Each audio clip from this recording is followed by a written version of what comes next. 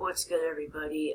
Today we are going to be doing a ranking video of all 8 May the 4th promotions that you may have seen in polybags at Target, Walmart, Toys R Us, whatever. May the 4th promotions of Lego Star Wars. There's 8 years of it so far. I wonder what they're going to do for 2019. I'm very curious, but let's just move on to number 8. For number 8, I'm sorry, I just gotta do it. Unpopular opinion alert. The Shadow Warf Trooper is definitely a bad figure, in my personal opinion. I don't know why. It was just around the Clone Wars era. You know, the Clone Wars isn't really that good, in my opinion. Especially the Lego era, where the Clone Troopers, they're extremely ugly faces. It's just a big middle finger to Tim Morrison. And taking off the helmet, I just vomit on this minifigure every time I see it. And I'm not even gonna bother showing a picture of his face because you don't even want to see it. And the Shadow Warf Trooper doesn't even exist in the Star Wars universe. There's like fan pictures of what it could look like in the Clone Wars, but it's just an inaccurate minifigure. I had no clue why they made it. It's basically just like a black version of the Scout Trooper, so it's a pretty racist minifigure in that sense. Moving on to number 7, we have this Stormtrooper, this First Order Stormtrooper polybag set. Now, a couple people may put this one at the bottom of the list or whatever. In my opinion, it's just slightly different printing compared to an original First Order Stormtrooper minifigure, and despite it being barely anything different compared to a different First Order Stormtrooper, this one gets a step up over the Shadow Warf Trooper, because this one, it may be a useless minifigure. At least it's got the face print of Tim Morrison, Tim, instead of the ugly middle finger to Timur Morrison face, as I talked about earlier. I haven't shown any picture of that, and I don't want to. And that backpack just belongs to a First Order Snowtrooper, and the printing just feels like the printing from the Battle Pack. Moving on to number 8, we have a Hoth Han Solo. Now, for the time, this minifigure was cool, but over time, it just became more and more useless because we got this guy in like a bunch of other Hoth sets, so it just became an overall useless minifigure over time. For its time, it was good, but over the years, it just became useless. And the reason why this one is better than the other ones is because it doesn't feel as just recycled, and another reason is because of that exclusive face print. I don't think we've ever gotten that face on any other minifigures before, and the second face is pretty good too. And another thing is that instead of having like a white skirt, it's a tan skirt. But they later on changed it to white down the line. Sorry about that. Moving on, at number 5, I've chosen BB-8. Now, this is a big upgrade from the free version that you were able to get at Toys R Us just a year earlier. Now, I am going to show a picture of that, but warning, you are going to vomit on your screen.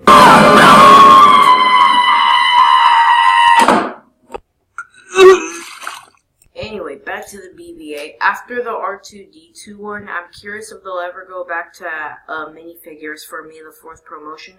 Don't get me wrong, this is very nice with some great prints unlike the previous version that we just saw.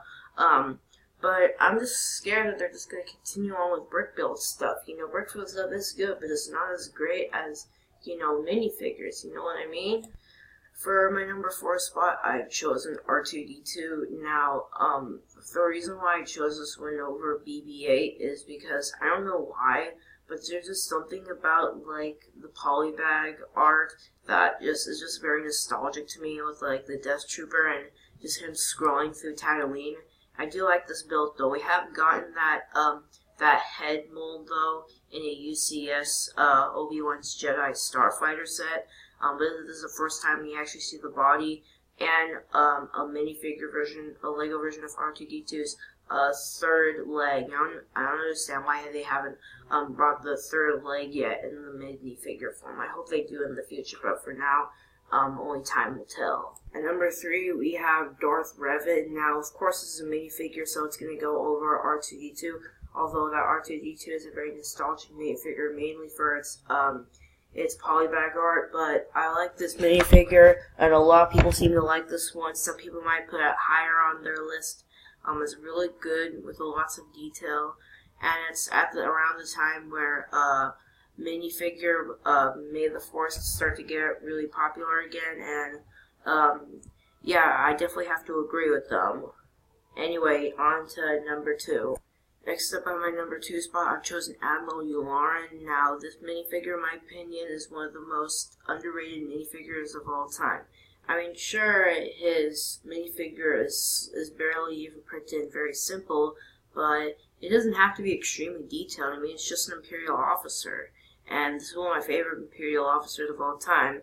You may have not noticed him in the movie, or maybe you have, but if you didn't, here's a picture of him in A New Hope. Either way, I know people might put him lower on the list, but in my opinion, the reason why that he gets a step over Darth Revan is because he was actually in one of the Star Wars movies, and not the TV show. So it's just a more useful minifigure in my personal opinion, and a character even more useful that was in one of the movies is going to be number 1, and we're about to get to him right now. At number 1, this is TC-14. Now, she was at the beginning of the Phantom Menace movie, what's it called? A Protocol Droid, yeah, Protocol Droid. She was with Qui-Gon and Obi-Wan, and I guess they couldn't figure out a good set to put her in, so they just decided to put her in May the 4th polybag. And I love this minifigure. I don't own any of these, but I hope I will sometime. These are just like very high quality minifigures. This one's the most high quality because it's like all fully chrome.